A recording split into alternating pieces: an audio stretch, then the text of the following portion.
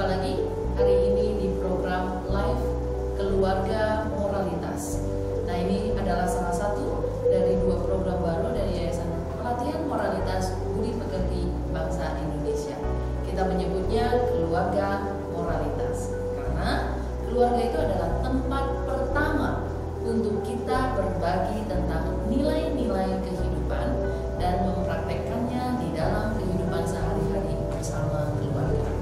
Kali ini bersama Keluarga Moralitas kita akan membahas seputar pembelajaran moralitas yang bisa dinikmati secara langsung dari rumah bersama keluarga. Dan ingat, jam tayangnya hari ini hari Rabu pukul 4 sampai 5.30 dan ada di live Facebook dan juga YouTube. Ya, jadi mari semua para sahabat Keluarga Moralitas dimanapun kamu berada, nanti boleh sambil didengar, sambil mengingat, dan sambil mencatat. Namun jangan cuma tertinggal di dalam buku catatanmu, tapi haruslah dipraktekkan di dalam kehidupanmu sehari-hari. Dan ingat, jika ingin bertanya jangan sungkan, karena kita hari ini adalah membahas bagaimana membangun sebuah keluarga. Masih kita lanjutkan dengan tema yang minggu yang lalu, masih panjang ya. Nah, kemarin minggu yang lalu kita sudah membahas sampai di tentang bagaimana kemampuan bersosialisasi dan berperilaku sopan seseorang itu dapat dilatih selama 2 bulan kan? Nah, jadi ini kita akan melihat seperti apa, apakah benar bisa dilatih selama 2 bulan. Semua ini tergantung hatinya. Apakah dia menggunakan ketulusan hatinya? Kita ngambil contoh di minggu yang lalu tentang tersenyum. Apakah bisa orang yang memang sangat ketus dan tidak mau tersenyum, tapi dilatih supaya dalam 2 bulan dia bisa tersenyum? Nah, kemungkinan bisa, tapi tidak menggunakan hati. Dan orang juga akan merasakan, wah, ini senyumnya orang akan merasakan risihnya. Karena kenapa? Karena senyummu bukan dilakukan dengan hati dan bukan dengan rasa menghormati orang lain. Hanya sekedar apa? Hanya sekedar pekerjaan dan hanya sekedar tuntutan, sehingga atau kamu di pekerjaan dituntut kejar tayang, yaitu mungkin uang atau masalah targetmu harus dicapai dan tentunya kamu mudah bersenyum. Nah, itulah yang dimaksud dengan uang di kantongmu harus pindah ke kantongku. Pokoknya kita layani orang dengan seperti itu, namun tidak menggunakan rasa hormat dan rasa dari ketulusan hati. Kita akan lihat bagaimana rupanya supaya bisa lahir rasa menghormati dan ketulusan hati itu. Nah, kapankah akar dasar perilaku moralitas ditanamkan? Itu harus dari sejak kecil. Bila sejak kecil tidak dibimbing dengan baik, sifat dasar yang baik akan berubah. Setelah dewasa, untuk menuntunnya kembali sangatlah sulit, sehingga harus dibimbing dari kecil.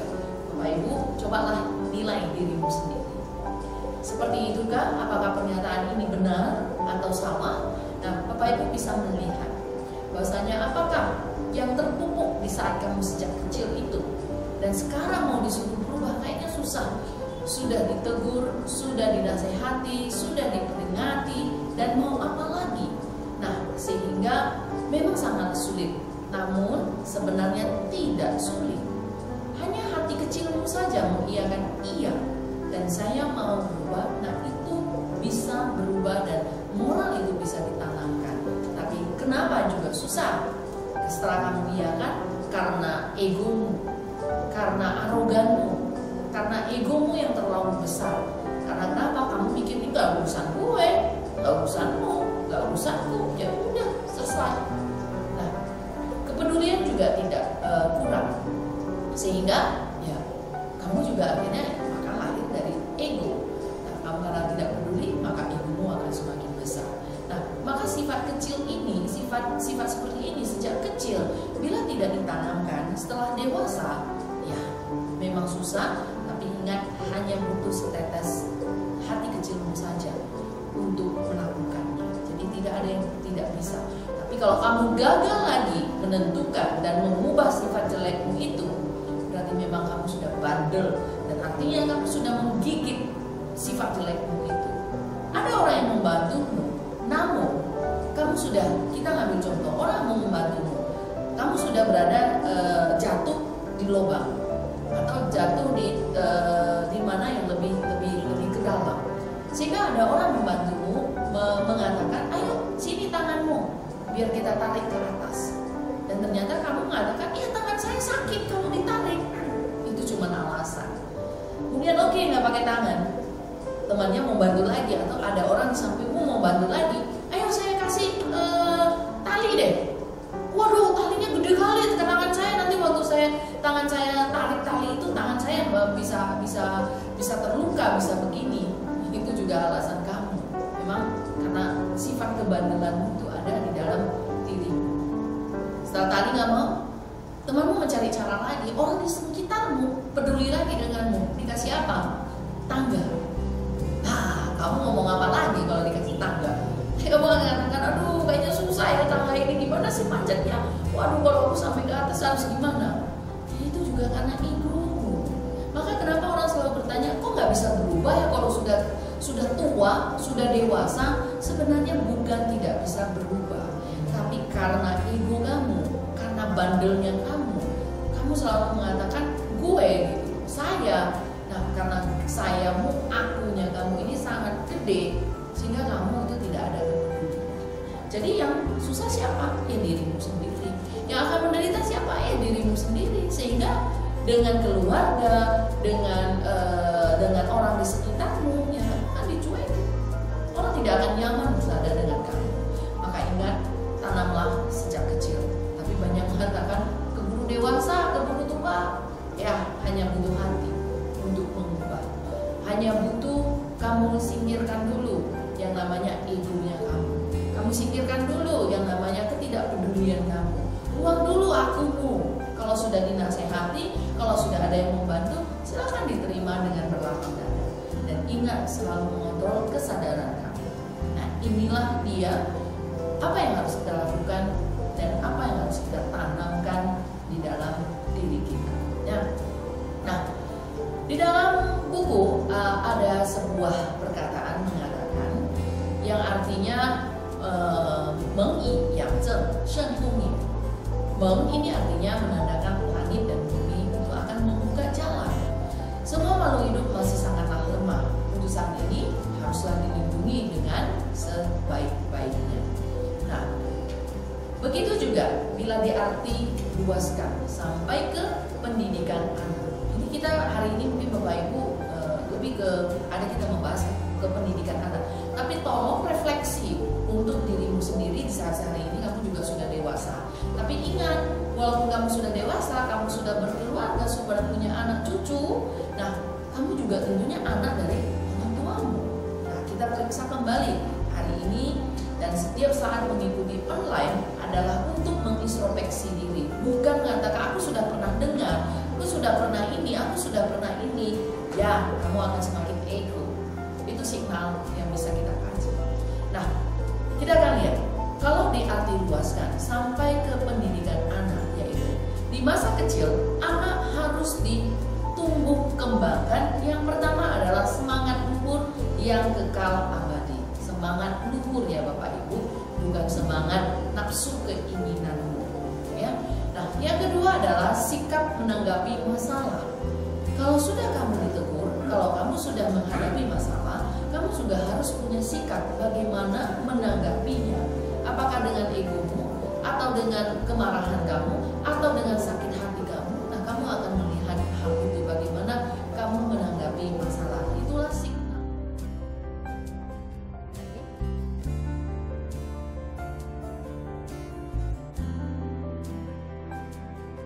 Baik, kita kembali lagi.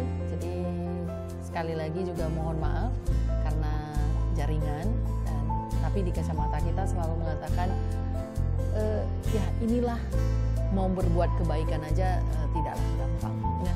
Jadi baik, kita kembali ke pembahasan kita, kehidupan kita, yaitu layaknya seperti kita bermain catur. Jadi butuh perencanaan, dan merencanakan bagaimana 100 langkah ke depan dengan baik.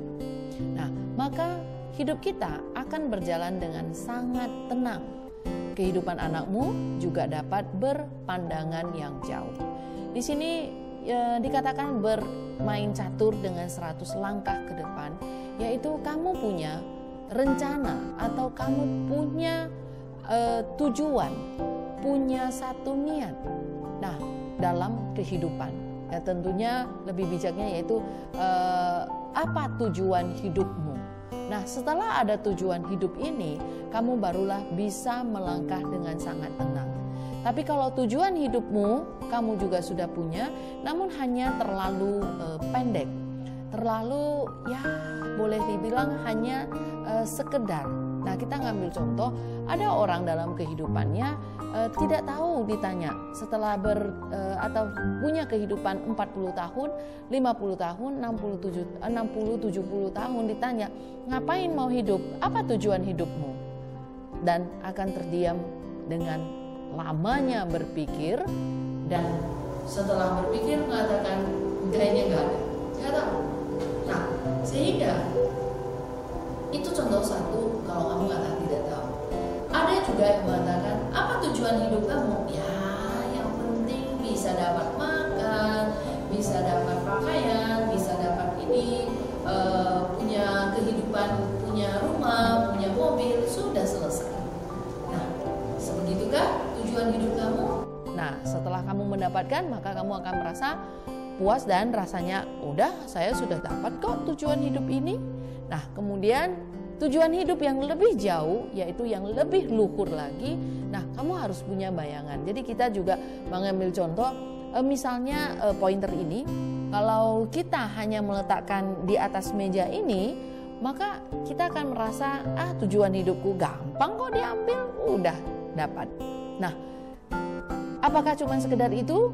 Namun kita juga makin lama makin hidup, kita makin naik level kebijaksanaan. Mungkin kita akan meletakkan pointer ini mungkin ada di atas.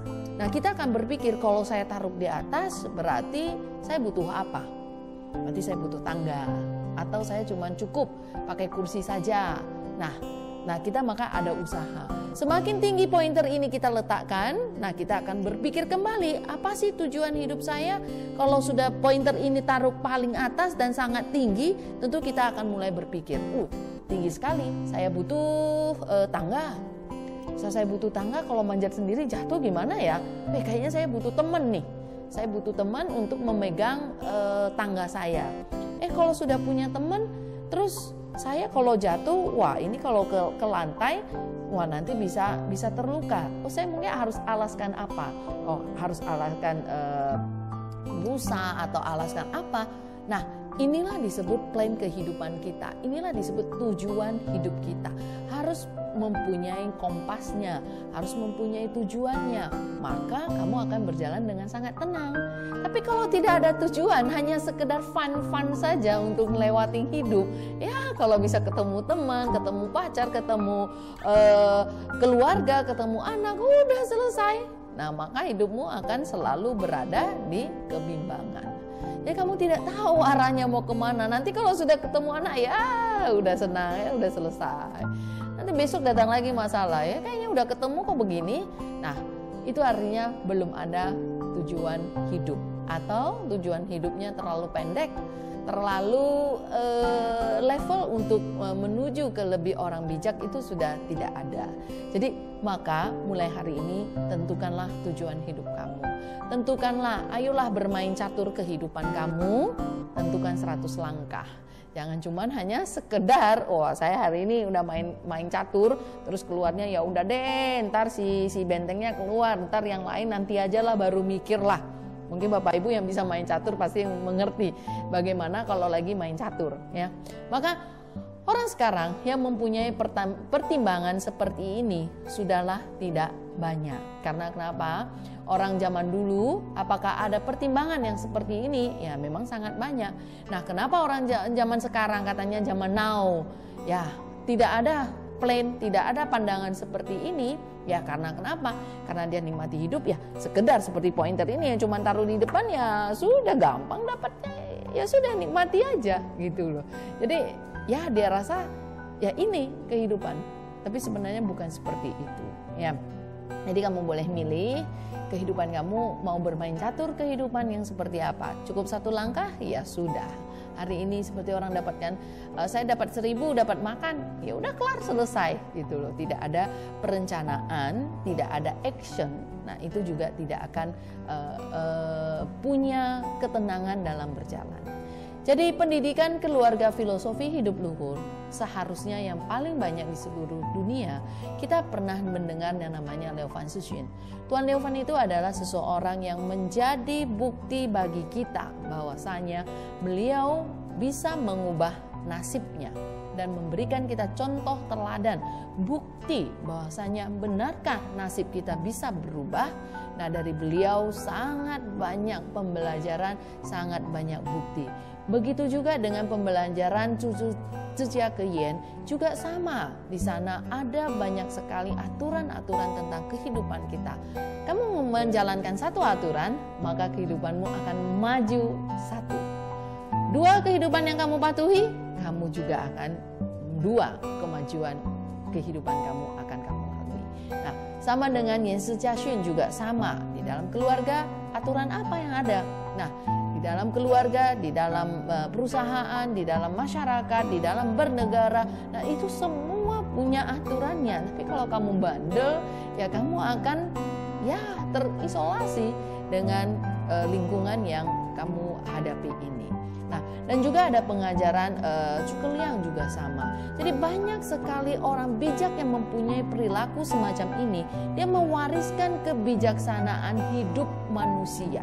Jadi kita coba pikir Bapak Ibu, bermain catur kehidupan kamu butuh 100 langkah. Begitu tutup mata, kamu tidak bernafas lagi, apakah masih ada kebijaksanaan yang bisa kamu tinggalkan untuk orang banyak?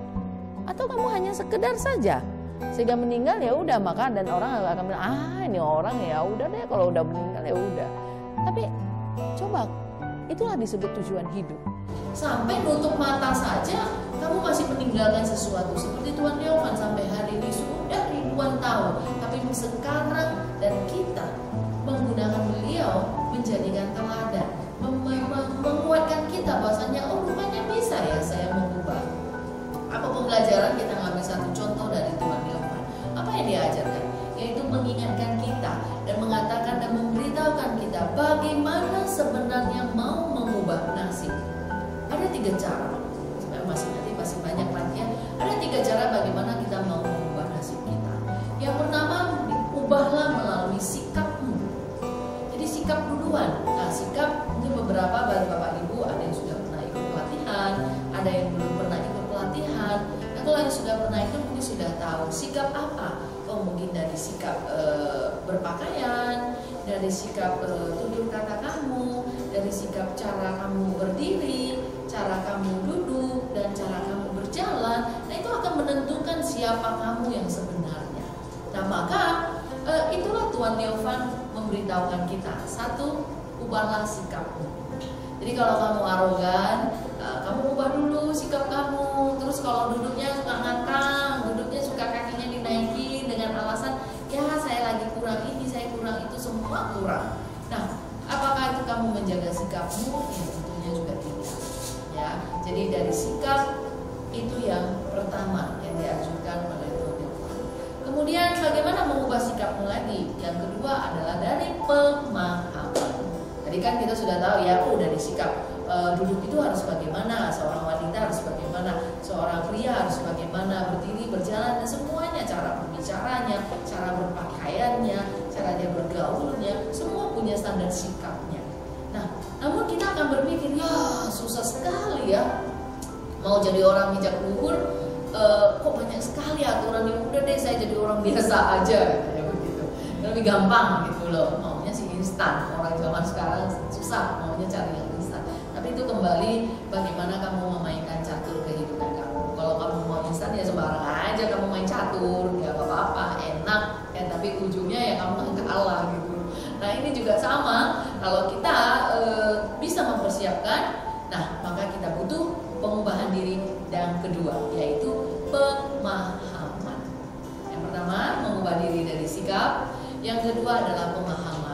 Setelah kamu belajar, yaitu pemahaman bisa datang dari belajar. Nah, kamu akan belajar, rupanya sikap duduk yang harus santun seperti itu karena apa ya? Oh, karena kesehatan, karena ini, karena itu. Nah, begitu kita lihat belajar dan kita lihat pemahaman, oke, saya sudah paham.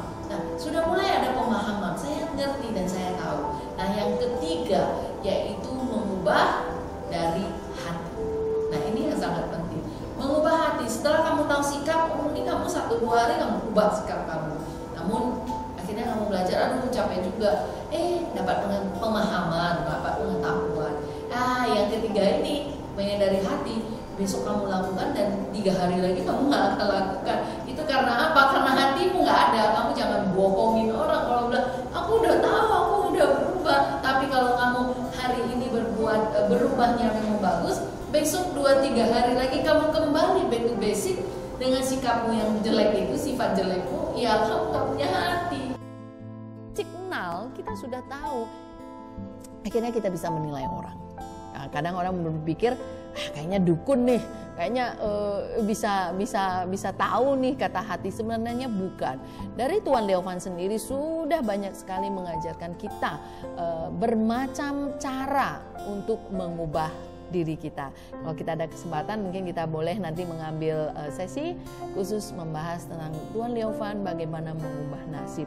Nah, pelajaran kita itu adalah change your destination, change your life. Jadi kamu harus mengubah tujuan hidup kamu, maka kehidupan kamu juga akan berubah. Nah, jadi 3 cara tadi. Nah, apa yang paling menguatkan menurut Tuan Leovan? Tuan Leovan akhirnya mengatakan yang paling kuat adalah hati. Karena kenapa? Kamu mau mengubah nasib, kalau tidak datang dari hati, hanya dipaksa dengan sikap. Nah, kemudian dipaksa dengan pemahaman, paksa belajar. Terus sikap kamu, mungkin tadi kita sudah bahas ya, membungkukkan badan, kamu dipaksa harus membungkukkan badan. Iya, kamu lakukan.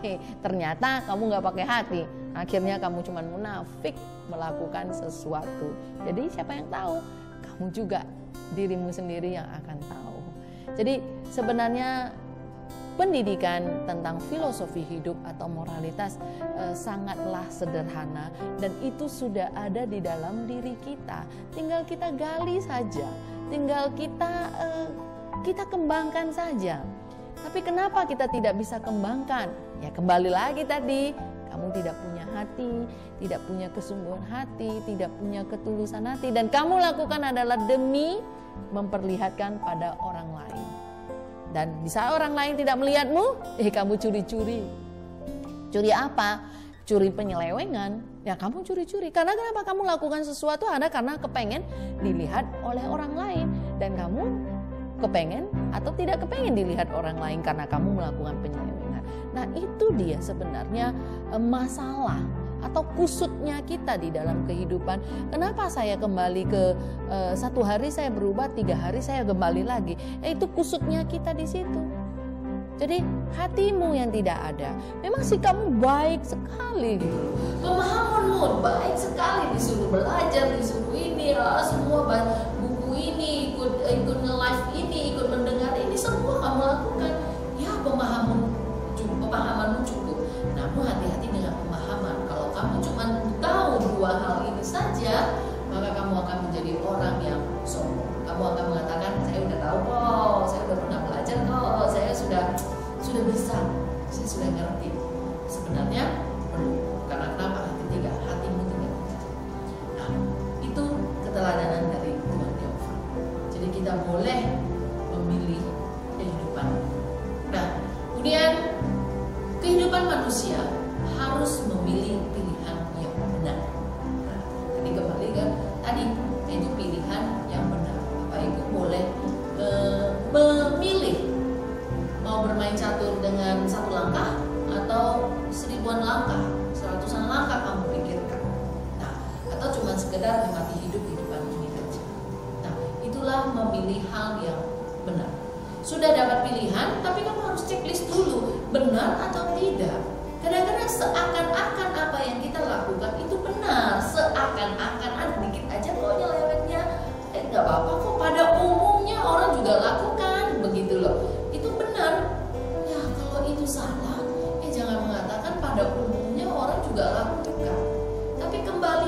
standar kebenaran. Apakah karena pada umumnya semua orang melakukan lalu kita katakan itu adalah kebenaran? Banyak sekali orang salah dalam hal ini. Sehingga ayolah kita sama-sama memegang prinsip kebenaran, bukan memegang prinsip pada umumnya orang atau saya memang orangnya begitu kok. Nah, itu akan susah. Jadi memilih pilihan haruslah checklist benar atau salah atau sekedar baik. Ya, jadi baik dengan benar beda ya Bapak Ibu semua. Bahwasanya di dalam kebaikan belum tentu ada kebenaran, tapi dalam kebenaran sudah ada yang namanya kebaikan. Ya. Nah, apa yang seharusnya dipersiapkan? Yang tadi kita katakan kehidupan manusia harus memilih pilihan yang benar. Apa yang seharusnya dipersiapkan? Kita ngambil contoh dari guru kita, yaitu Guru Chai. Kakek dari Guru Chai itu tidak pernah bersekolah. Satu tulisan pun dia tidak mengerti. Rupanya kakek dari Guru Chai itu adalah seorang nelayan.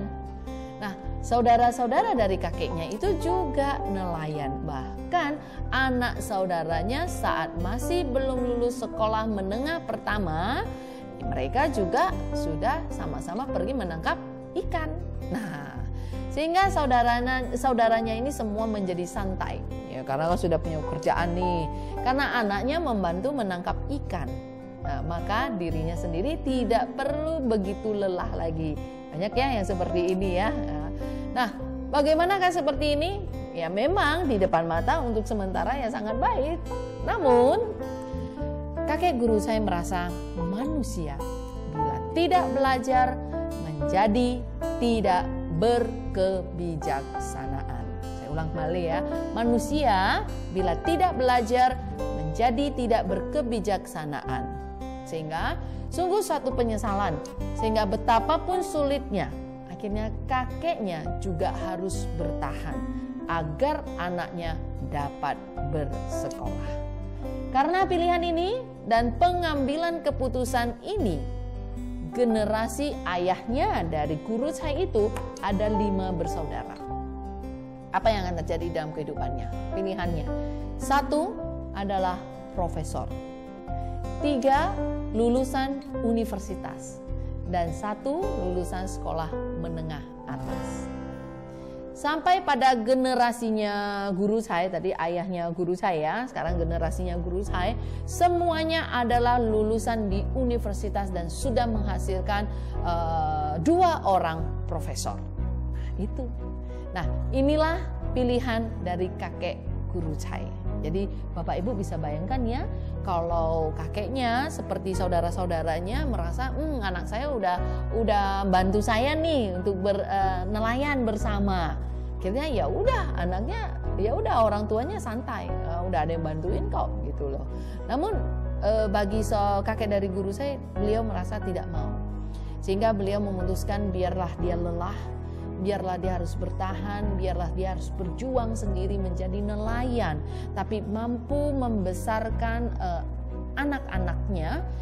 Ada 5 bersaudara, itu bisa menjadi seorang profesor dan bisa lulus universitas. Itu bukanlah hal yang gampang. Dan di next generationnya bahkan sudah bisa menghasilkan 2 profesor. Nah, ini adalah disebut pilihan. Bagaimana kita bayangkan di saat itu kakeknya Guru Chai merasa atau kepengen santai juga seperti saudara-saudaranya, sehingga hari ini mungkin kita tidak akan berjumpa dengan guru kita. Nah, itulah disebut dengan pilihan dari kakek Guru Chai ya. Jadi kita Bapak Ibu hari ini mungkin di usiamu masih muda, di usia separuh baya, atau sudah bahkan masuk di usia senja. Apakah masih butuh melakukan pilihan?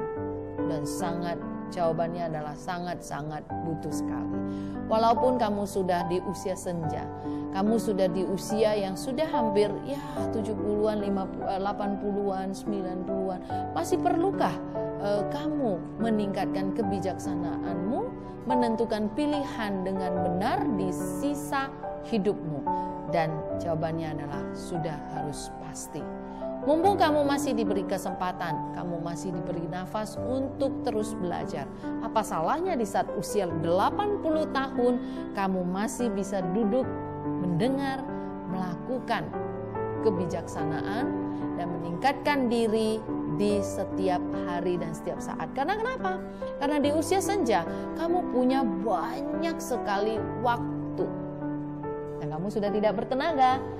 Namun untuk belajar, untuk melakukan kebajikan, tidak perlu kamu harus ke sana kemari. Kamu bisa melalui pendidikan moral ini atau melalui pendidikan agamamu masing-masing. Nah, itu pilihan. Jadi kenapa kita selalu beralasan mengatakan, wah di usia senja saya sudah tidak bertenaga, saya kalau masih muda saya bisa jalan ke sana, saya bisa kemana, saya bisa belajar ini, saya bisa belajar itu. Bukan itu yang kita cari. Karena kebijaksanaan itu ada di dalam dirimu, tinggal kamu gali, kamu keluarkan, kamu tinggal poles, kamu tinggal membersihkan debu-debu yang ada di dalam dirimu itu. Itu pilihan.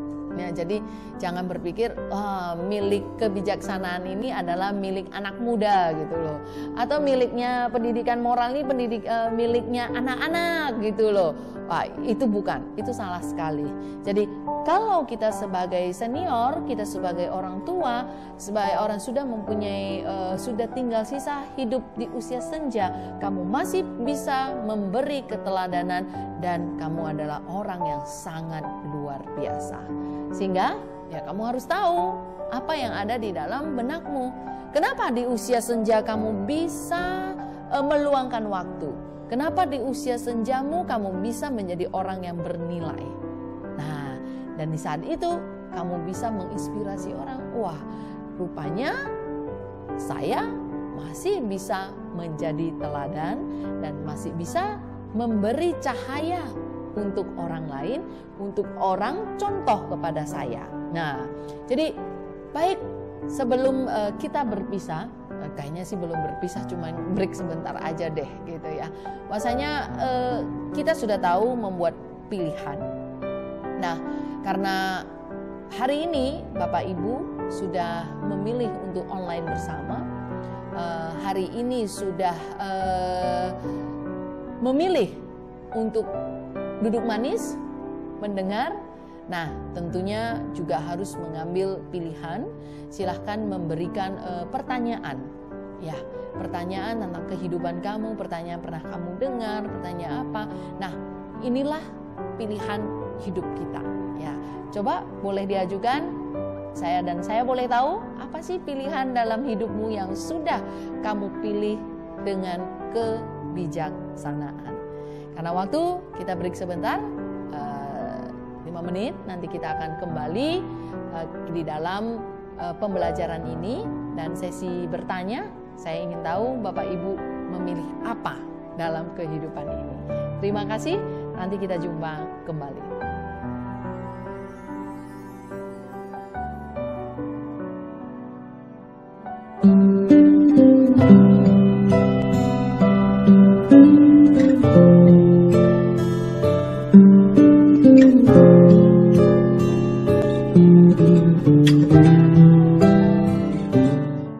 Moral itu gratis, tidak beban roh.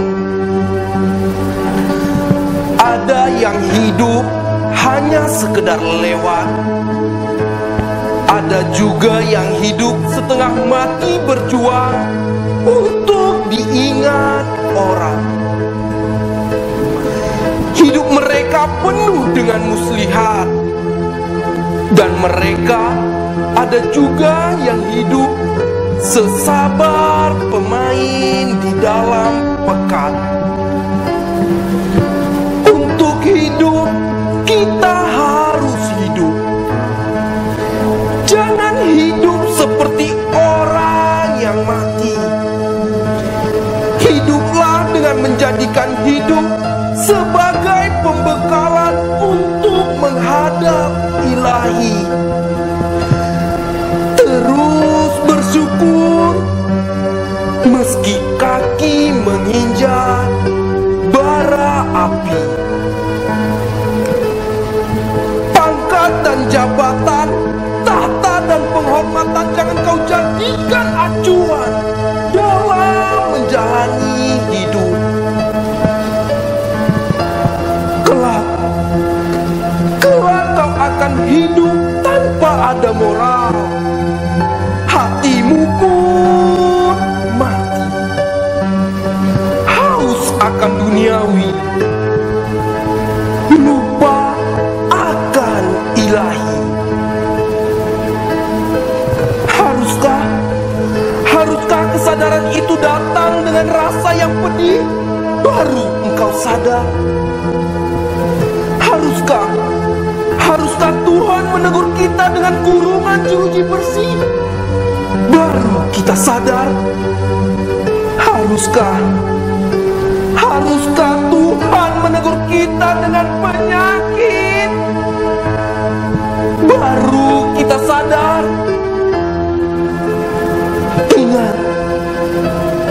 Ingat, teruslah melakukan perubahan. Ingat, moral itu gratis, tidak bebandrang. Itu pun kau tak punya.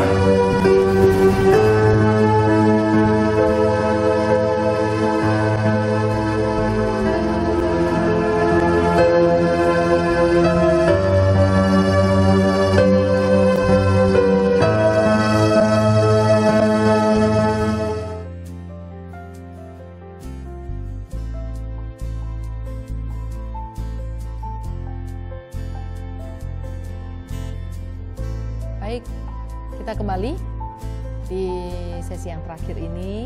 Nah, tentunya kalau sudah ada yang mau bertanya atau masih ada yang segan bertanya, seharusnya kita ada yang harus kita tanyakan. Karena kenapa? Dengan kita bertanya akan meningkatkan kebijaksanaan kita, akan meningkatkan nilai di dalam diri kita. Kenapa tidak bisa bertanya? Karena dia tidak tahu apa yang harus dia tanya. Mungkin dia tidak tahu karena blank, ya, karena dia cuma dengar dan numpang lewat. Atau dia bahkan dengar, namun hanya ya sekedar mendengar. Nah, kita harus menentukan banyak pilihan, dan itu kembali ke Bapak Ibu untuk melakukan pilihan. Ya, tadi cerita terakhir kita adalah tentang pilihan kembali. Nah, jadi buat Bapak Ibu, pilihan.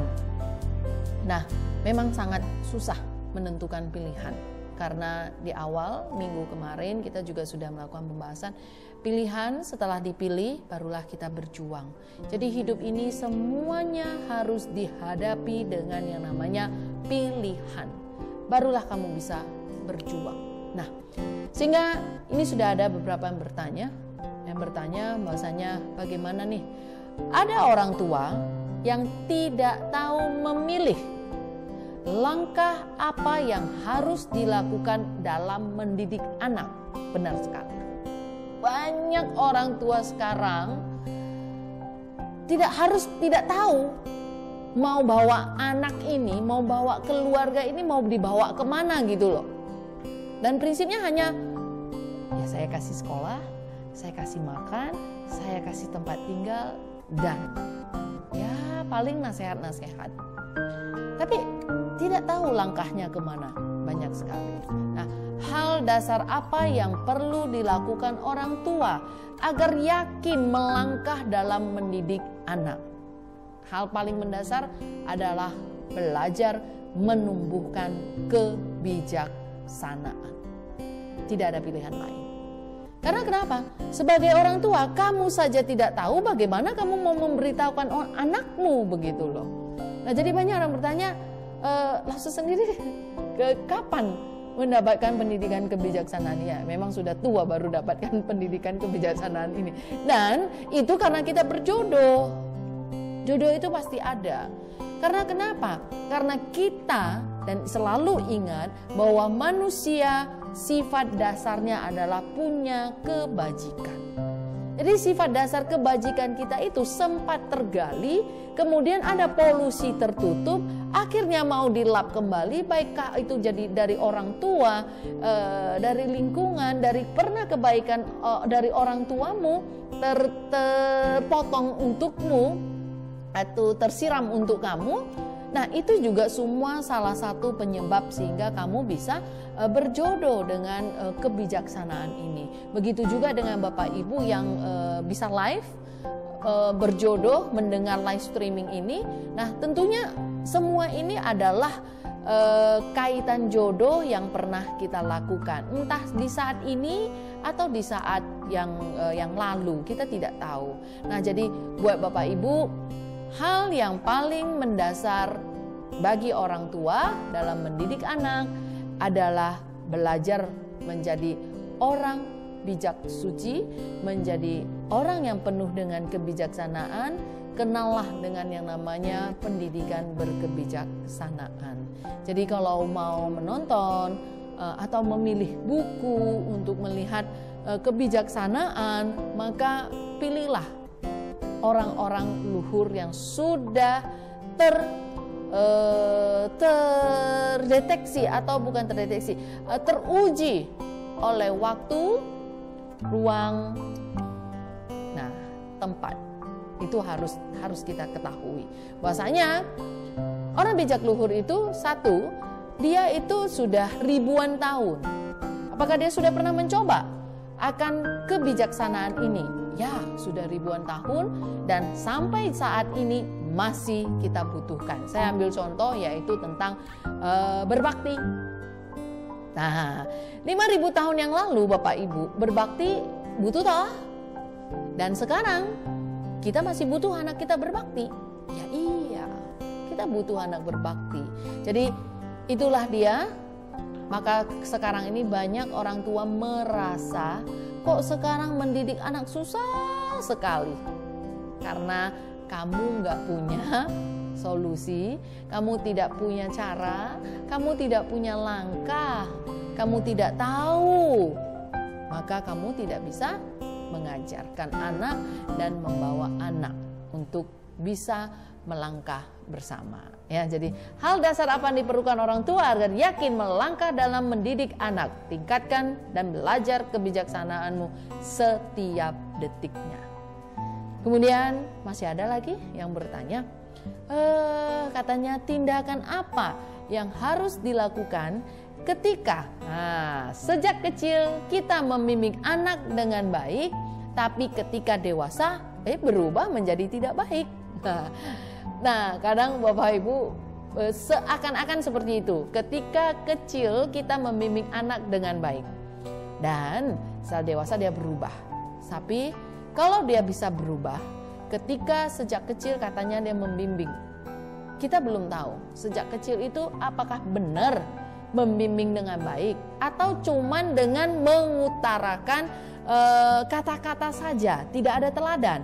Artinya cuman ngomel aja, cuman kasih tahu aja, cuman itu aja. Kamu harus jadi orang baik, kamu harus begini. Udah dikasih tahu kalau duduknya yang benar, kalau kakinya nggak boleh diangkat, kalau makan nggak boleh bersuara. Ya sekedar cuman statement yang kamu berikan, tidak ada teladan. Ya mungkin kita ambil contoh, makan katanya kaki nggak boleh dinaikkan, atau makan tidak boleh bersuara. Saat makan, bayangkan sehari 3 kali bersama orang tuanya. Tapi dia saat makan, dia makan, orang tuanya ngomelin, makannya jangan bersuara, begitu loh. Tapi tanpa disadari si orang tua ini saat makan juga bersuara. Namanya anak pasti tidak berani membantah atau tidak berani mengomel orang tuanya gitu loh. Tapi dia ngelihat dan dia merekam. Dia rekam. Karena rekamannya lebih kuat daripada omelanmu, maka ya dia akan makan dengan piring yang bersuara. Nah, jadi itu dia. Makanya jangan merasa sejak kecil kita membimbing anak, padahal teladan itu tidak ada. Jadi kenapa ketika tumbuh dewasa, ketika dia dewasa dia berubah menjadi tidak baik?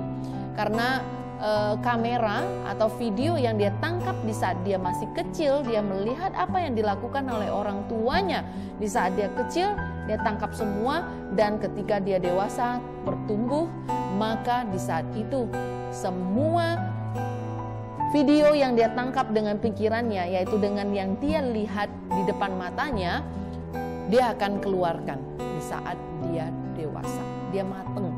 Nah, jadi kenapa anak berubah? Sebenarnya anak tidak berubah.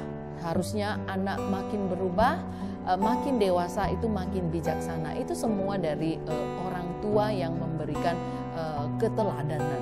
Ya, jadi jangan merasa. Ya, benar tadi kenapa bisa berubah? Seharusnya kalau notnya benar itu tidak akan berubah. Jadi anak seharusnya anak makin kecil, dari kecil mungkin dia bandel, dia akan terus berjalan di tempat yang benar, berubah benar. Itu baru katanya teladan yang kamu berikan, pendidikan yang kamu berikan itu baru benar. Nah, jadi jangan merasa, ya. Jadi jangan merasa kita dewasa dia berubah menjadi tidak baik. Pasti di saat kecil dia pernah melihat yang tidak baik itu, maka di saat dia dewasa dia keluarkan. Nah, itu dia. Ya, jadi maka berhati-hatilah di saat kecil, pemandangan apa yang sudah kamu berikan, tindakan apa yang sudah kamu berikan contoh tanpa kamu sadari atau tidak sadar, dia itu sudah tertanam. Jadi hati-hati, jangan berpikir dia sudah kecil, dia masih kecil, terus kamu ya asal saja, ya. Jadi itu dia. Jadi sebenarnya tidak dewasa dia berubah menjadi tidak baik, itu notnya kurang, ya, teladannya kurang. Baik. Saya melihat masih ada yang bertanya, itu yaitu katanya mau nanya nih, katanya Lakse, bagaimana sih langkah-langkah sebenarnya dalam memilih hal yang benar-benar penting dalam kehidupan? Langkahnya apa? Nah, langkah memilih ini banyak pertimbangan yang harus kamu lakukan. Yang pertama, kamu harus mempertimbangkan apa yang kamu pilih, apakah untuk orang banyak atau punya elo sendiri. Itu sangat penting. Kegunaannya untuk apa? Ya, misalnya kamu milih makan enak gitu loh. Ya, kamu harus melihat, saya makan enak sementara orang tua saya susah di rumah, tidak dapat makan, saudara saya tidak dapat makan, terus pertimbangan kesehatan, terus pertimbangan yang lain. Nah, inilah langkah-langkah yang harus kita pilih, dan baru kita bisa masukkan satu suap itu. Apakah kita tega, oh gue yang makan loh? Kita tidak akan bisa seperti itu. Nah, itu langkah agar bagaimana kita bisa memilih yang benar-benar penting, yang benar-benar dalam kehidupan kita itu benar-benar hal yang benar dan penting. Nah, pertama, pilihanmu tidak ada ego. Tidak ada saya di dalam itu. Karena secara tidak langsung tidak ada saya di dalam itu. Tidak ada saya di dalam itu, tapi sebenarnya ada kamu di dalam itu. Ya, artinya kita membuat orang lain bahagia, buat orang banyak bahagia, di antara semua orang itu tentu ada kita di dalam itu. Mungkin Bapak Ibu bingung dengan penjelasan ini, tapi nanti setelah kebijaksanaanmu semakin meningkat, kamu akan memahami kata-kata saya ini. Ya, jadi memilih hal yang benar penting. Langkah pertama, kamu harus pakai kacamata untuk orang banyak. Tidak ada aku di dalam itu, sehingga pengorbanan kamu lakukan. Kamu tidak akan mengatakan saya lagi capek, saya lagi susah, saya lagi ini, saya lagi itu. Kita mikir, kalau saya nggak lakukan, aduh nanti orang lain kalau butuh gimana ya? Oh, saya kalau ini nanti gimana? Kalau ini ya, akhirnya kita mulai melangkah. Nah, yang pertama itu tidak ada aku. Kalau sudah tidak ada aku di dalam itu, amanlah pilihanmu itu. Nah, kemudian baru kamu memilih yang sesuai dengan prioritas. Kita banyak tidak tahu prioritas dalam hidup, yaitu urgennya kita itu ada di mana. Kita sangat butuh menentukan urgen, sehingga nanti kita mampu memanage diri kita sendiri, memanage waktu kita, memanage pekerjaan kita, memanage keluarga kita, mana yang paling penting. Itu sangat harus kita tahu. Jadi memilih benar-benar penting. Jadi prioritas itu dipantau dari mana? Ya, tadi kembali ke pilihan yang pertama tadi, langkah yang pertama yaitu tidak ada aku. Nah, mungkin kita memilih dengan adanya keluarga, orang tua. Nah, orang tua Kadang banyak orang memakai alasan, saya memang harus sayang pada orang tua. Nah, apakah saya sayang pada orang tua harus selalu menemani orang tua? Tidak. Seharusnya sayang orang tua adalah saat kamu meninggalkan orang tuamu, kamu tidak membuat dia khawatir, kamu tidak melakukan hal yang melanggar, yang membuat dia susah, itu sudah berbakti. Daripada kamu terus di sampingnya, peluk dia terus kamu keluar, kamu nyeleweng. Kamu nyakitin gitu loh. Kamu buat malu orang tuamu. So, apakah itu berbakti? Tidak. Itu pilihanmu salah. Nah, itulah langkah yang sebenarnya dalam memilih hal yang benar-benar penting dalam kehidupan. Di saat, tadi ya saya kasih contoh, di saat itu kamu lakukan misalnya untuk orang tua, kamu tidak melukai hatinya. Nah, untuk di luar, bukan untuk orang tua, kamu memilih untuk kepentingan orang banyak. Kamu menduluankan, saya belakangan. Tapi tidaklah mengorbankan dirimu. Nah, dan di sini ada tanda kutip mengorbankan dirimu. Misalnya, kita melakukan sesuatu. Saya ada satu cerita. Ada seorang bapak, itu sudah 2 mingguan, 3 mingguan, ya boleh kita katakan sebulan lah, sudah tidak makan satu keluarga. Nah, tidak makan dalam satu keluarga, dan di saat itu ada ibunya, ada istrinya, ada 1 anaknya. Inilah bapak ini, jadi berempat. Hampir 2 minggu, 1 bulan tidak dapat makanan. Tiba-tiba 1 hari dibawakin makanan, cuman 1 piring nasi. Nah, menurut Bapak Ibu, 1 piring nasi ini seharusnya siapa yang makan? Ini dia, memilih hal yang benar-benar penting itu sangat penting. Jadi kalau kamu di saat mendapatkan 1 piring makan dan kamu salah memberikan 1 piring ini, bahaya dalam hidup kamu. Jadi seharusnya yang makan di saat itu adalah, katanya nggak sayang mama ya, nggak berbakti, kamu kasih mama yang makan. Salah. Nggak sayang istri, ada mama kok nggak sayang istri. Atau sayang anak yang harus makan, juga salah. Tapi seharusnya bapak itu sendiri yang harus makan. Karena begitu bapak itu bertenaga, dia akan keluar mencari makanan, mencari nafkah, dan membawa pulang 3 piring lagi, mungkin lebih makanan yang harus dia berikan. Nah, jadi bayangkan, kalau di saat itu mamanya yang makan, sudah tua, mama juga harus bekerja, tidak bisa bekerja. Nah, anak masih kecil atau bagaimana? Nah, jadi si tulang punggung inilah yang memberikan, yang harus makan nasi itu. Itulah yang disebut memilih hal yang benar-benar penting dalam kehidupan. Jadi semakin kamu bijak, jangan pernah takut kamu tidak bisa memilih hal yang benar-benar penting dalam kehidupan kamu. Ya, jadi supaya kamu bijak, buang dulu akunya. Tadi prioritaskan orang banyak, buang dulu akunya. Baru kamu buka kebijaksanaan kamu. Setelah kamu buka kebijaksanaan kamu, maka kamu tidak pernah salah untuk memilih. Ya, itu dia, memilih hal langkah-langkahnya. Ya, masih ada lagi. Katanya, bagaimana menghadapi anak yang perilakunya sudah tidak ada moralnya atau hatinya sudah terlalu keras karena mamanya sudah terlalu memberi kebebasan pada anaknya? Apa tindakan kita? Nah, tindakan kita di sini karena tidak dijelaskan apakah tindakan mamanya atau sebagai kamu sebagai kakaknya, abangnya, atau keponakannya, atau siapanya. Jadi kita harus lihat dulu subjeknya siapa. Jadi seandainya dia menghadapi anak yang perilaku sudah tidak ada moral, hatinya sudah terlalu keras, tidak ada, saya beritahu Bapak Ibu, tidak ada anak yang tidak ada moral. Tidak ada anak yang hatinya sudah terlalu keras. Semua itu ada sebabnya. Dan keluarlah ini akibatnya, yaitu anak punya perilaku sudah tidak ada moralnya. Kita harus mengecek kembali apa latar belakang dari orang tuanya, apa yang diajarkan oleh orang tuanya, kenapa hatinya sudah terlalu keras. Mungkin si anak sudah cukup mengeraskan dan bandel atau kesal dengan orang tuanya, dengan sekitarnya, dan mungkin dia sudah disakiti. Hati-hati orang tua, kamu mungkin pernah menyakiti anakmu sendiri. Kamu pernah melukai anakmu sendiri dan bertubi-tubi kamu melukai, tapi kamu tidak pernah sadar kamu telah melukai hati anak. Jadi anak juga adalah manusia, kita juga manusia, kita adalah ibunya. Tapi apakah kamu adalah ibu dan ayah yang punya kebijaksanaan? Belum tentu. Kenapa kan saya katakan belum tentu? Ya kamu harus menggali dirimu menjadi orang tua yang bijaksana. Apakah kita sekarang bijaksana?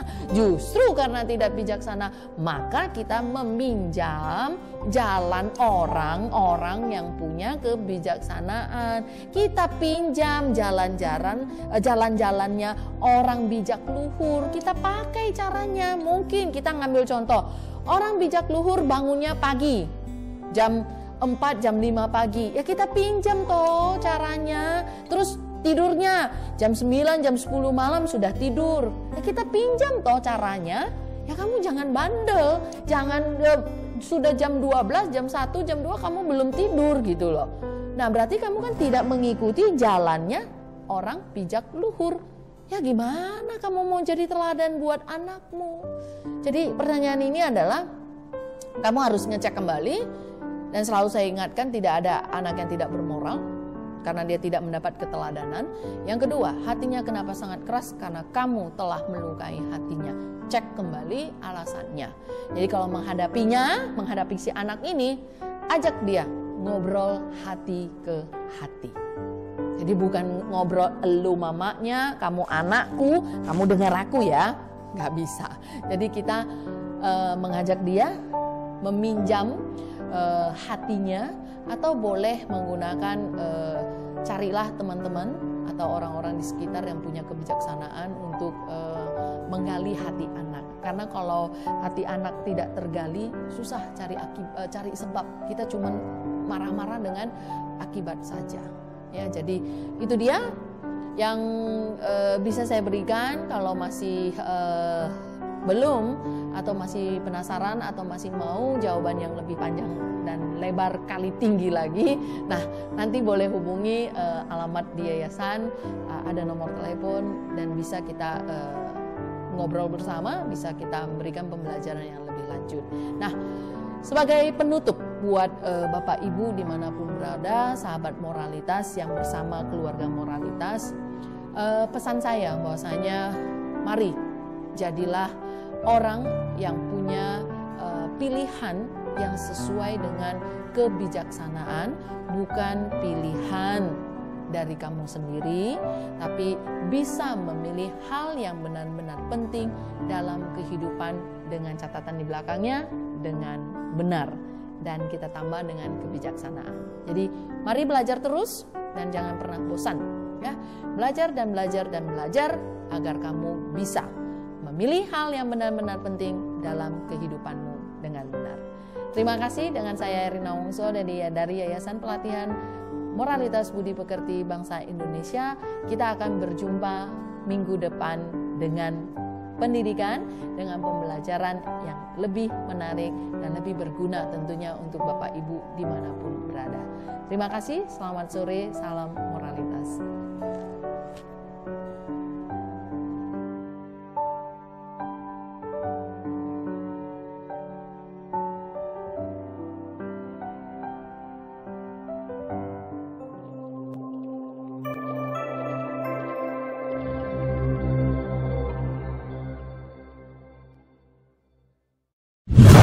Program Live Membangun Kehidupan Berkebijaksanaan, Yayasan Pelatihan Moralitas Budi Pekerti Bangsa Indonesia.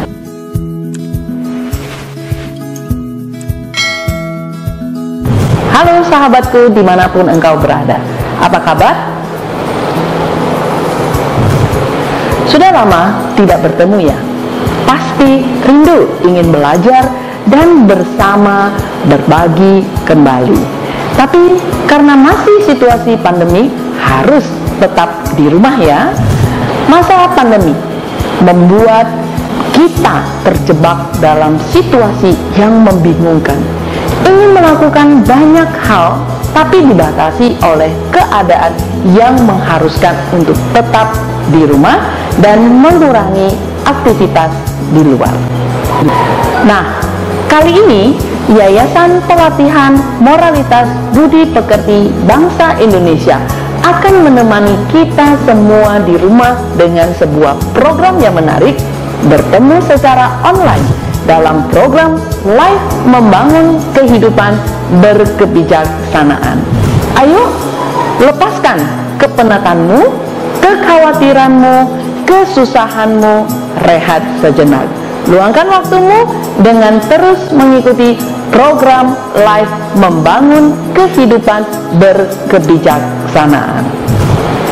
Apa saja programnya? 1. Oasis, obrolan asik, santai, ilmu, sehat, moralitas. 2. Keluarga moralitas. Apa itu oasis? Obrolan asik, santai, ilmu sehat, moralitas. Kita akan berbincang-bincang dengan santai dan asik tentang proses kehidupan manusia yang bermoral. Bagaimana memproseskannya hingga menjadi pengalaman hidup yang lebih bahagia dan bijaksana. Pastinya dengan prinsip-prinsip kebenaran yang sudah dipraktekkan oleh orang-orang luhur, juga telah terukur oleh waktu dan ruang, yang tentunya menarik dan berharga untuk kamu pelajari walaupun berada di rumah. Ikuti Oasis ini secara live setiap hari Senin pukul 4 sampai 5.30 live di YouTube dan Facebook. Peserta dapat bertanya secara langsung melalui chat live. Yuk segera bergabung di YouTube dan Facebook kita berikut ini.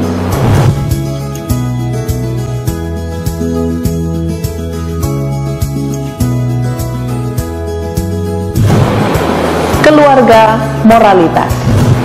Keluarga adalah tempat pertama kita untuk berbagi tentang nilai-nilai kehidupan dan mempraktekkannya di dalam kehidupan sehari-hari bersama keluarga. Kali ini bersama keluarga moralitas kita akan berbagi seputar pembelajaran moralitas secara real dan detail agar mendapatkan keluarga yang bahagia dan memiliki kebijaksanaan. Nikmati tayangannya secara langsung dari kantormu, rumahmu, tentunya bersama keluarga. Ikuti secara live setiap hari Rabu pukul 4 sampai 5.30 live di YouTube dan Facebook. Peserta dapat memberikan pertanyaan secara langsung melalui chat live. Mari bergabung di YouTube dan Facebook kita berikut ini.